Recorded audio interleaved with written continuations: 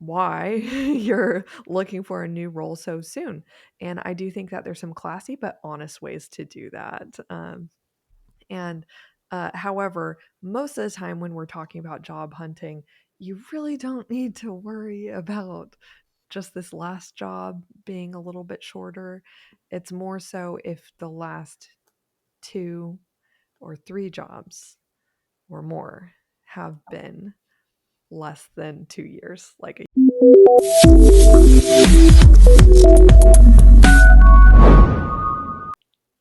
Welcome back to Answer the Call, where we help Christians discern what they feel called to do and practically land a job that's aligned with it. In this week's installment, we're going to be talking about how to address career gaps and job hopping on your resume and LinkedIn.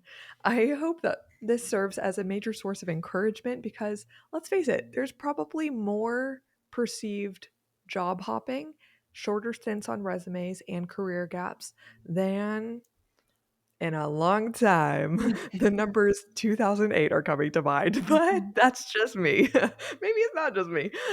So I wanted to help all of y'all out there that are worried about this, and Audrey has some amazing suggestions for exactly how to think about this and also practically address it on your resume and LinkedIn. So, Miss Bagarus, are you ready? Yeah, let's do it. Because I get these questions all the time, as I'm sure you do as well. Will a career gap hurt me in the job search? And or am I in trouble if I've had a few short stints in a row? Maybe if I've been experimenting with some things, or if just life has lifed recently and I have a few short job stints. And I think we definitely my own experience, I grew up in a culture of you get your job and you stay in that job forever. And if you move jobs, then that's bad. Oh yeah, And because we were raised by Gen X and boomers, so of course, exactly. yeah. Exactly. And that's just so not the case. So many people have we don't have these perfectly timed promotions in 3 years in every role and all these things, maybe narratives that people have heard over time. It's so normal to have a gap. But there is a way to address it confidently and directly that is helps you out a lot more than when you just start being weird about it, for lack of a Being better weird phrase. about it. Yeah, yeah. It's funny that right as we get into these tips, I want to say that um it's not I know that this episode will appeal not only to people who have a career gap or some shorter job stints and job hopping on their resume already. A lot of these conversations, Audrey, that you've been having with clients are about the decision to potentially take an intentional career gap. And there's a Mhm. lot of um, fears stopping people from maybe wisely taking a career gap because they think they won't be able to get back into the market or address this awkward thing on their resume or LinkedIn. So I hope that this could be a preemptive comfort to you if you're considering taking a career gap, maybe for family care or intentional rest. Maybe you need to heal some burnout, things like that.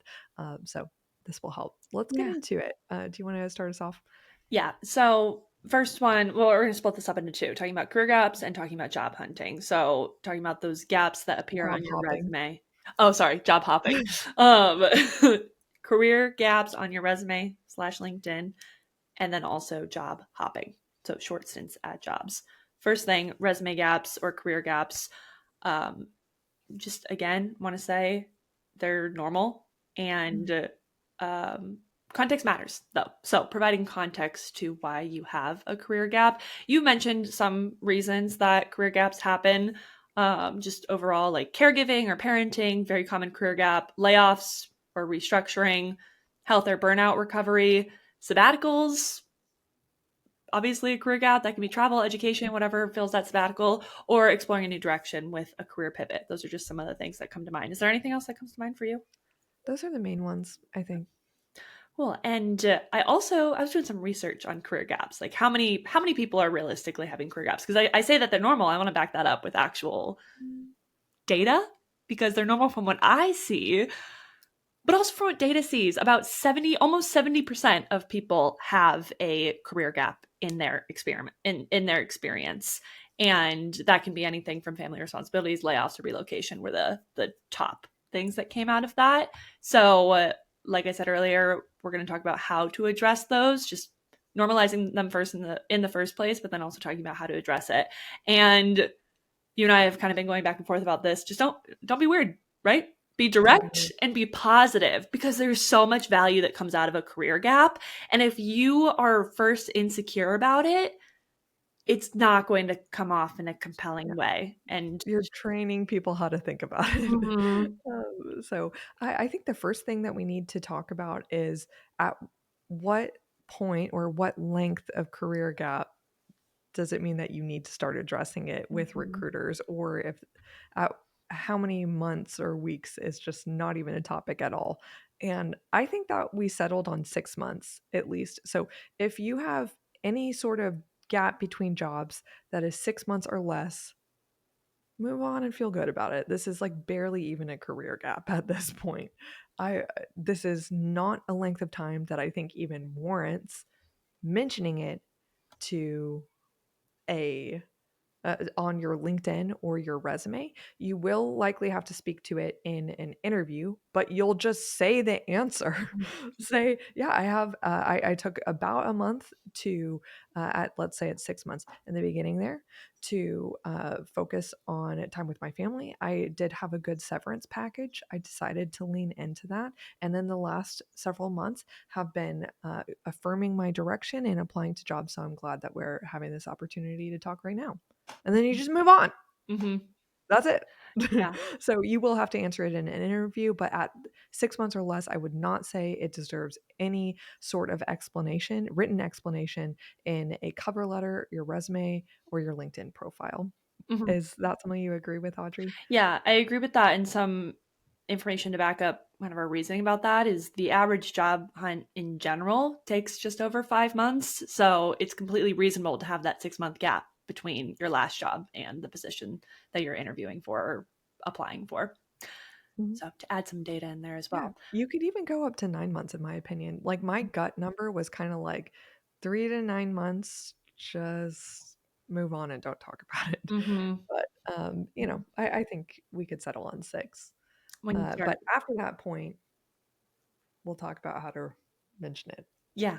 So first place that you can mention it is in your resume summary at the top and also in your LinkedIn about me section. And it can just be in the explanation of what role that you're going for. So you could say incoming product manager after year and a half career break to raise my daughter. Boom, That's it. Yeah, done. that's a very close example to one of our clients right now. Mm-hmm. Yeah. Yeah. And in the LinkedIn About section, you have a little bit more space. I still wouldn't drag it on too long, but another example of how you could say it. After a sabbatical to care for family, I'm excited to bring renewed focus and energy to data driven problem solving. I would add a job title in there to be Mhm. ultra specific about what you're going for, but it's Mhm. another way to put it in your About section on your LinkedIn. Anything else to say about that? Yeah, just start with the job title first. Mhm. And so, uh, incoming data analyst Mhm. after, like you said, year and a half sabbatical to care for family or Mhm. whatnot. And by the way, the client example that I was bringing up, it's a man. Mhm. His wife had a great job in that time, and that I think that they also had a relocation. And so they thoughtfully chose for him to focus on the newborn and like early development phase. Mhm. And so please don't think that only applies to women. Um, yeah. That's all I'll say on Yeah. that topic. Yeah. Men are allowed to use caregiving as well. Absolutely. So I should have said this before we jumped into it, but we're talking about three different places that you can talk about the or insert a line about the career gap. So the first one is in your summary statement. Second one would be an italicized sentence before your work experience. So this is not in the summary and it's before you start talking about your work experience. An example of that could be career break from 2023 to 2024 to complete a certification in care for family. Mhm. Exactly. Yeah. That's it. Yeah, and we're presenting these 3 options. Y'all might be like, "Oh, no, can you just tell me, like, the one way, like, the best way to address this?" Realistically, these 3 are equal, and you're allowed to use whichever one resonates with you. You might have not chosen to include a mini cover letter or a summary on your resume. You might have a resume style that says your name, your contact information, and then go right into your experience. In that case, you don't have to make up a whole like 2 to 5 sentence thing. You can just get into your experience, especially if there's like really not that much to explain. You have a very linear career progression and your experience speaks for itself. In that case, uh, adding a sentence to the summary, like our first option, that you don't even have doesn't make sense. Um, and you should probably instead do this second option that we're mentioning on your resume, which is just after your contact information, and maybe uh, you could even, well, you could do this before or after the header of the work experience or professional experience, just that italicized couple of words, that one sentence on uh, why you have a career gap. That is very, very well respected. And then the third option, this is likely going to be best if you have um, a longer career gap. There's moms that are reentering the workforce after 12 years of raising 4 kids. Amazing. You deserve to also get a job again if you want it.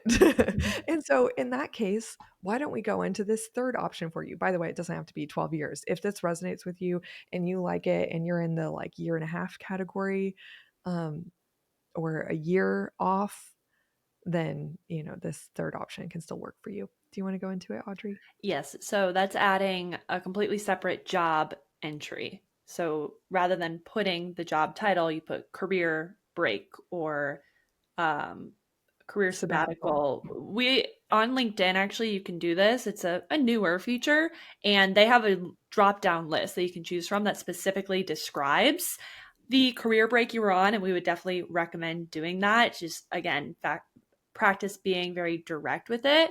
And if you're putting this on your resume, I would recommend going to LinkedIn, looking at the list that they have and pulling from that list. Mhm. Exactly. So that's And a great crossover between resume and LinkedIn. Both can have just, you could put career break or full-time caregiver or whatever you think your best job title was at this time, informal title. You could put that on your resume and LinkedIn. mhm. And then you can just describe it real quick. There's a opportunity to do that because the biggest tip here, or one of the bigger tips, is that you want to avoid making it sound like you were doing nothing. Share what you were Mhm. doing, share what you were learning, what you were doing for your family, um, what experiences you were having that are going to then help support the job you're going into, help you perform well in that job. And so you can add a quick line like focus on professional development, travel, and caregiving responsibilities. Yeah, show that whatever you do it with all of your heart. Yes. Speaks to Colossians 3:23. Hmm. You went all out on caring for your family. You went all out on that career break where you did a year of travel, uh, or whatever else it is. Show that you went all out. I love that. That's totally fine. That's totally fine. And you know what? In the moment, I am thinking of a fourth option, if that's okay. Share it. Tell Uh, us. if the listener is like, I'm glad that these 3 options sound good to you, but to me, I just feel like I would die inside if I showed that I didn't have a job.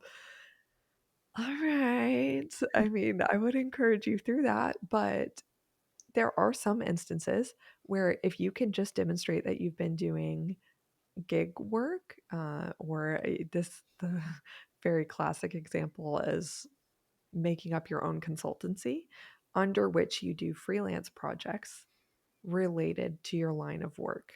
This would be highly relevant to a couple friends that I have that they're in an intentional phase in their career of part time projects for friends with businesses.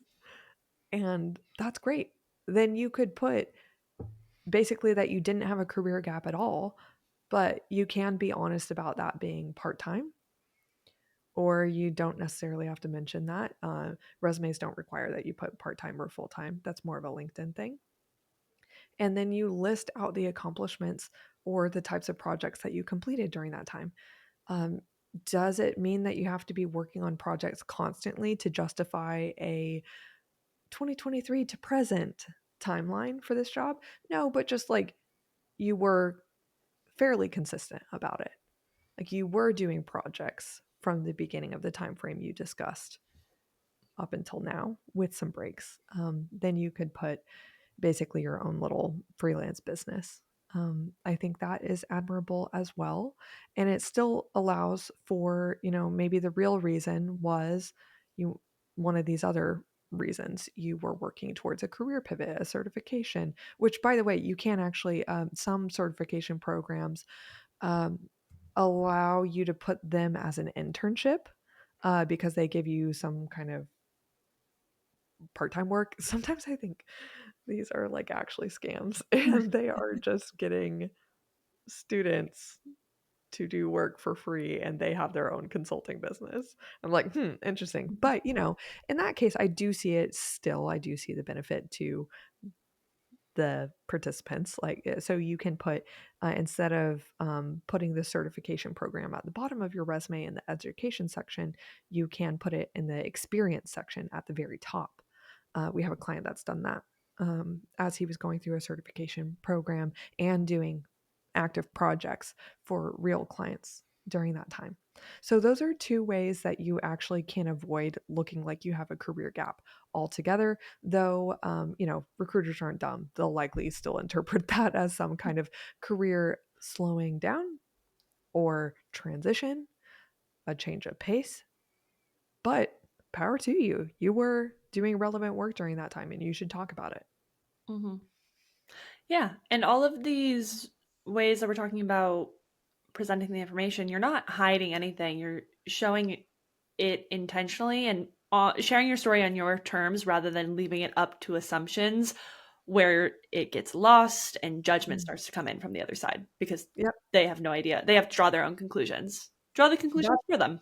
That's what I would never recommend Yeah. is letting their subconscious minds with all of their biases control the narrative. No, you control the narrative. You should control the narrative because who knows? They've likely run into like the three worst hires of their life that happened to all come from a career break. You don't know what their life story is. You want to show that you're different and you have reasons. Pattern break by being honest and showing why. I just think that's way better. So do you think that now is a good time to transition into the next category of things, which is we're not addressing a career break, but rather job hopping or several short stints at jobs? Mm-hmm. Yeah. Yeah. I get the question all the time, really. Am I just out of luck if I have a few jobs in a row that had short stints at? How do I present that information? And this can happen for variety of reasons. So I do want to talk about what counts as quote job hopping today. Mhm. Everything in me, I'm keeping myself from saying job hunting. Um, Yeah. just know if I say job hunting, I mean job hopping on this episode. So we were really discussing if you job hopping would be if you have two or more roles under a year and a half each. Two roles in a year, totally fine. You're good. That's standard. Move on. Don't need to address that as much. Do you still agree with Wait, that? 2 roles in a year? What do you mean by that? Two roles, 2 years and a role. Excuse me. Oh, yeah, yeah. Okay, 2 yeah, any time that you're in a job for 2 years or more, I think we're in the clear. Yeah, yeah. If Under that it's 2 year less mark. than 2 years, I think that, um, it becomes, like, slightly less uncommon Hmm. with, like, "Okay, there's something going on here." By the way, if you have had more than 2 years in all of your roles before, like, hopefully much more, maybe, like, 3, 4 plus years, and then your last job, you have only or let's say your current or your last job you have only been there for 1 year, y this is a non-issue. Yep. You're okay. You're okay. If you have been in your job for less than a year, let's say, like, 6 or 9 months, and you are actively applying to jobs, like, if you're getting recruited for a position, you obviously don't need to explain why you're looking for a new role so soon because you're not. You got recruited. and you just can say you're open to this offer. It seemed like a good one. But if you are actively applying to jobs while only being in your most recent job for 6 months, 6 to 12 months, then I would say you do need to explain tactfully uh, why you're looking for a new role so soon. And I do think that there's some classy but honest ways to do that. And however, most of the time when we're talking about job hunting, you really don't need to worry about just this last job being a little bit shorter. It's more so if the last 2 or 3 jobs or more have been less than 2 years, like a year and a half, a year, less than that, then we need to talk. And Mhm, you need to follow the tips that we're about to give you. mhm. Yes, I did bring facts about tenure just being shorter in general these days, which Okay. I'll share just so people Yeah. can feel a little bit better maybe about the 2 years or 3 years Yeah. rather than what we mentioned earlier of these people the narrative of you need to have 10, 20 years in your job. It's just not as normal these I would days. have had to start when I was 10. Yeah. No chance. Right. So from 2014 to 2024, the average tenure in a job dropped from 4.6 years to 3.9 years across all age groups. Every single age group, the tenure dropped, which I thought was interesting. And 4.6 to 3.9, when I read that, I was like, that doesn't seem like a lot. But then they put a percentage to it. It's about 15% tenure Ooh, drop. drop. Yeah. Yes.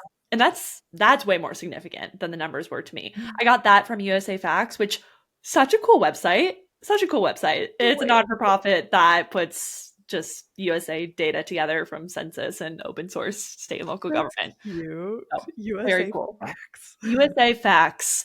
Um, so shorter tenure is normal, but like we've been saying, let's address the jobs that are under the 2 years, especially with multiple in a row. What's the job hopping? So there are a lot of reasons, just like the career gaps. There's a lot of perfectly, completely normal human reasons that you would leave a role. Company restructuring, the role could have shifted away from your skill set. You moved for a growth opportunity, or you moved cities in general for family reasons. And what employers are really looking for is just clear reasoning behind those moves, evidence of growth and skill building and impact in the role that you are in. And I actually have it in my notes. Kelsey shares Kevin's hiring story. Can Oh, you yeah, take yeah. a second Okay. to talk about this to add more context? Yeah, well, I'll share that maybe as a little bit more of a closing story, but um no, no, sorry. That you were right to invite me to share that now. But basically Kevin was hiring last year in his last role, and there was a guy that seemed like he had all the right experience, but his last 3 jobs, well, actually, I think since college. No, no, no. It was just his last 3 jobs. He had only been in for a year to a year and a half, 3 in a row. And I think that to Kevin, along with many other people in a position of hiring, we're like, okay, what's the story here? Because I'm not dumb, and this just looks like you're gonna leave our company in a year.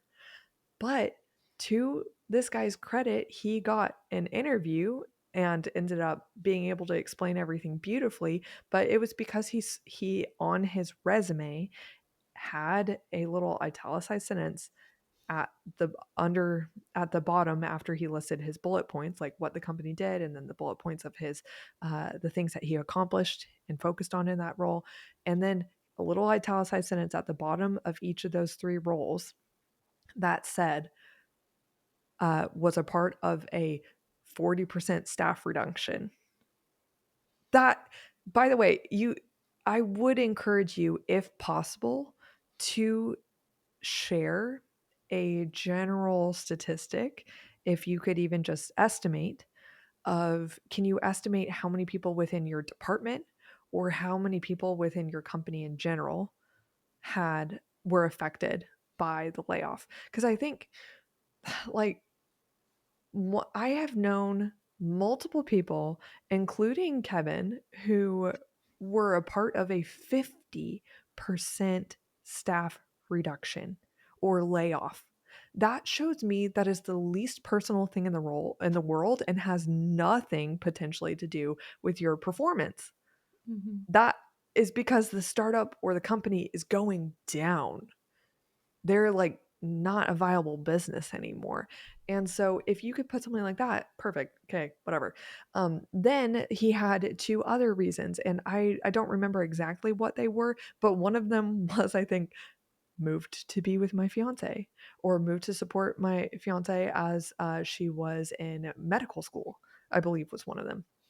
And then uh, there was another one that was like, um, I think there is room to also say, had how do I say this tactfully? You could ask ChatGPT, what are like, give me 10 examples of professional ways to say, I left this job because I had a terrible boss. I would like people to be a little bit um, tactful, but striving to share something helpful and truthful rather than just vaguely saying, I wasn't a culture fit. That makes it sound bad on you. That really sounds bad for you. But if you can say, um, I the role was oversold to me and not at all what I was not holding responsibilities that were listed on the job description. You could say that. You could say that. So, I think that that is a very normal human reason, and for all of those reasons, Kevin just decided, "Oh, this guy's not flaky or dumb. He's just honestly had some bad luck." And that's literally what the guy said in the interview is, Mhm. honestly, I would never want to demonstrate like I do not think that this speaks about me as a professional. This is not what I would want to show you on my resume. I truthfully have had bad luck, and so that's why in this interview it's really valuable to me to understand your business deeply so that I could see that I am a long-term fit and ready to contribute here because that's my priority. Um, and I think he just was like, "Yeah, I've been burned by a lot of startups." Mhm. Unfortunately, he got burned by that startup too. Poor Oh, Alex. We've kept in no. touch with him. We love Alex. Yeah, because he Uh, got the job. he did get the job. Yes. Yeah. Yeah. So, yeah, we also have a client right now that her last two stints, I think, are like only 6 or 8 months or something. They're like Mhm. very, very short, but genuinely it was because the startups oversold the role and did not they either didn't actually have funding, didn't actually have the ability to allow her to do her job, they didn't have fundamentals built up, like systems built up. And so she could just share about that honestly. So do your best to put that into a sentence that sounds not blaming, but honest. Mhm. How does that sound, Audrey? Oh, that sounds good. And at the end of the sentence, and this, forgive me, might be more for an interview conversation, bring it back to that role, that company. How is it clarified that actually this is the right role for you, or Mhm. this is what brings you to the interview? Connect the dots for them, as we always Connect the say. dots. And that's harder to do on a resume that is, you're not in that actual conversation. But if there's a way to put that in your sentence, um, go for it. Just don't make it too long. Don't make it too long. Mhm. And I think that for LinkedIn, talking about how to translate this to LinkedIn, if you put the reason that you left each job, I do want to say if you put it below the fold or like see more on your experience, they're never going to see that and probably not going to give you a chance. So there might be some instances where it's helpful to put as the first sentence as the description between Mhm. the job under the experience that you left quickly. And I do want to hold space for the fact that you might genuinely be job hoppy and flaky. You might not have good reasons for I'm just saying, I'm just What saying. are you gonna say to those people? Uh don't lie Mm, and show that you could give yourself feedback. wow. Yeah. Don't lie. If you don't have a good reason for leaving a job, then I wouldn't put a sentence on your resume or your cover letter or your LinkedIn at all. Um, I would just keep on applying and hope somebody eventually gives you a chance. And then you're really going to have to show that you're humble and can give yourself feedback and that you're going to be different this time in your interview responses. Um, and then I think honestly, you just need to work your way out of it. You need to, even if you hate that job, I think that you need to stay at it for like at least 3 years Mm-hmm. to show that you're different now. I think that is the unglamorous truth, but it is true. I do not think that everyone has a good hearted, mature reason for job hopping. I do not think that everyone has a good hearted, mature reason for even a career break. That can also be true Mm-hmm. that you got nothing, you got no good reasons. And so I am not telling you to lie or oversell yourself. If you don't have any good reason, don't share anything at all. And then be prepared to answer thoughtfully in the interview for um, I like the reasons why you left that job. Be honest, but then show how you're going to be different now and very devoted to this next company. Yeah, an interview is not an opportunity for you to show up perfect. It's an opportunity for you to show up better and Mhm. showcase how you are going to serve that company.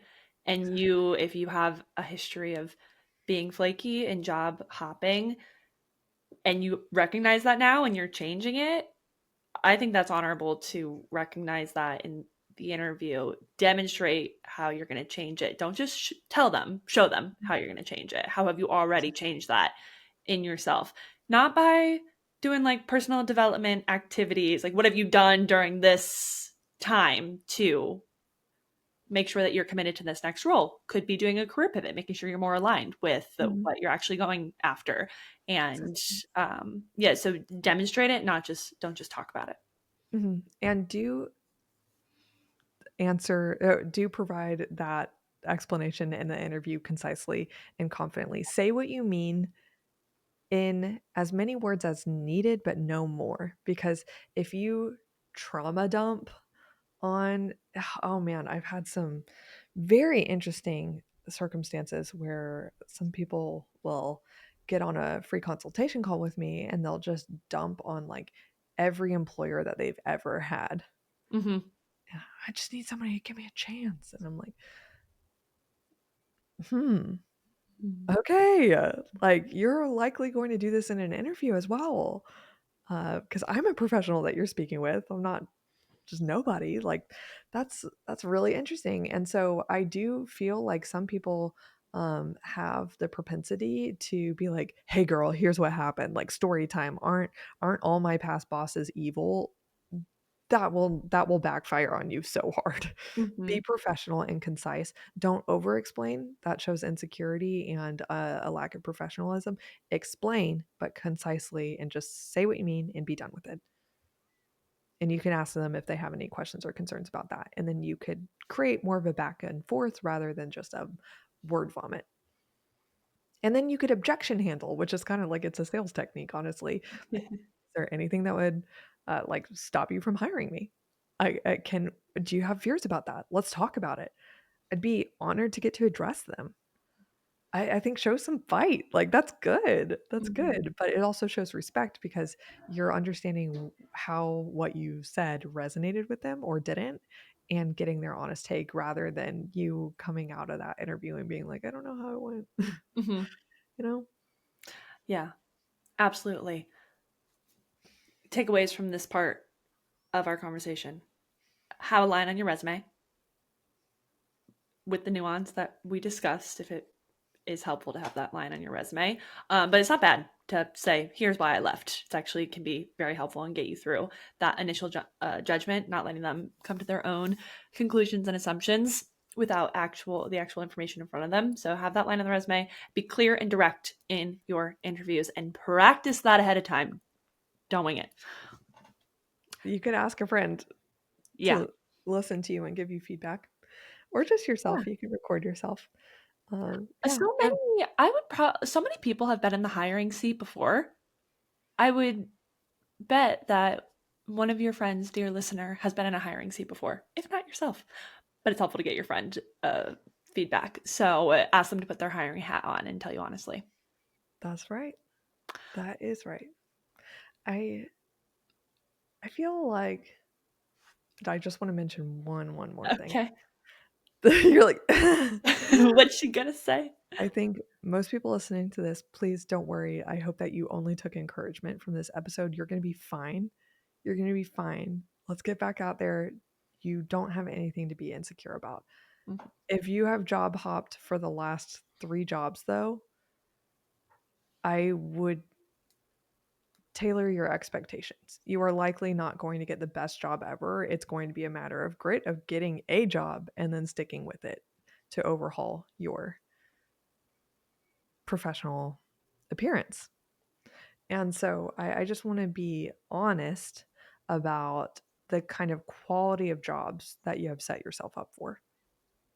And it will be better to just get one and stick with it so that you could tell a stronger career story that hopefully the job after that could be more on track with what you really want. Because I think that sometimes people job hop because they're looking for something perfect, ironically, each time disqualifying themselves from getting something perfect. Mm-hmm. Is that okay to say? Is that too harsh? I think it's just realistic. Mhm. Yeah, it's not every career transition is going to be perfect. Just saying what you said in different words. But I think we get caught up on that in life sometimes. Every single aspect needs to be perfect when there are so many factors at play, and you might have to sacrifice uh job happiness, fulfillment, maybe sacrifice that a little bit for, or maybe a lot of it, for 5 years so that that can skyrocket after 5 years. Mhm. And you're playing a long game here. And Mhm. what leads to career hopping, one of the things I would say leads to career hopping is not playing a long game, going for instant gratification. So surrender a little bit of that instant gratification and focus on the long game. What's the long game and how can I make that happen? That's right. And you can work with career coaches like us to decide what you want your long game to be so that you're less likely to job hop next time and Totally. really stay committed to a vision and explain yourself well as to why you're good for that position. So Mm-hmm. that's what we help with all the time. I always try to make these episodes a little kiss on the forehead and a spank on the bottom, however necessary I think that combo is. I really do hope that most of you do hear me that there is so much grace for these scenarios of shorter stints in jobs and a gap altogether. There is so much grace for you, especially in this day and age. And there is some also caveats and context that I hope that we added well for you today. If you need any further help and want us in your corner, helping you with every single step of your job hunt, from clarifying what you feel called to do, identifying the right job title through market research and reflection, as well as our recommendations, and then actually landing that job with getting us to write your resume and your LinkedIn for you, doing unlimited interview prep, near daily meetings and accountability. That is what our specialty is. Come on in, the water's warm. So reach out to me at thecultcareer.com. You could set up a free consultation this week. I would love to to meet with you and hear about what you need right now, how your job search is going, and I'll share some suggestions for how it could go better and we could see if it makes sense for us to work together. That's what I've got. I'll see y'all next week here on Answer the Call. Thanks for being here. Bye. Bye. Thanks for listening to today's episode. To get an even more meaningful head start into your calling, head to thecultcareer.com, where my fellow career coach Audrey and I have created a whole suite of free resources and tools to help you get clear and get a job today. For those who are definitely ready to land a job or start a business in the next 6 to 12 months, we're here to help you biblically and practically discern your calling through coaching, reflection, and deep market research. Identify the job that's aligned with it, even if you currently have no idea what you want. rebrand your resume and LinkedIn to translate your background to appeal to your future boss. P.S. We take this off your plate and do this for you. Also, we'll teach you how to land referrals and get attention from leadership through networking. Again, if that makes you nervous, we have these emails and LinkedIn messages literally written for you so you don't have to sweat. We're also here to give you unlimited interview practice so you're prepared to address every elephant in the room and knock selling yourself out of the park. Then we'll round out with helping you negotiate your salary so you land thousands more. Just so you know, recent clients have gotten $8,000 to $50,000 salary increases, even though they were totally non-traditional candidates. That's because we specialize in helping non-traditional career pivoters land jobs they're ecstatic to serve in. It takes work, but we're here to see you through until the end, when we're celebrating that day that you send me an email in all caps and you say, Kelsey, I got the job. Then you could be on the podcast. But I'll be here until then, keeping you accountable and encouraged by meeting with you literally until you land the job you want, even if that's up to 6 months from now within our program. Apply to join at thecalledcareer.com, and I'll see you next week here at Answer the Call. Bye for now.